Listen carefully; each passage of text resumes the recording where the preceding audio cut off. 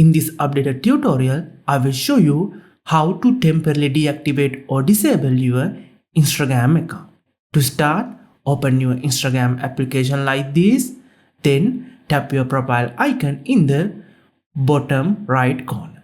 Then tap the hamburger menu in the top right corner. Now open Account Center. Here you have to select the last option, Manage Account. Now you can see the both account if you are connected. Here select Instagram, then select Manage. Now select the second option, Deactivation or Deletion. Here you can see Deactivate account is selected by default. All you have to do, just tap Continue.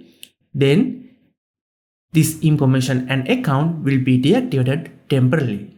Now to verify yourself, you have to re-enter your password. Then you have to select a reason. Here you can select any reason, but I will select this one, created another account. Then tap Continue. Again, just tap the Continue to go forward.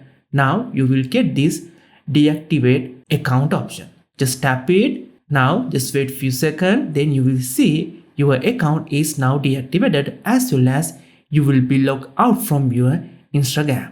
Don't try to log back into Instagram account. If you log back it will be reactivated. Instead of deactivating, if you want to permanently delete it, you can click this end screen video and come on over.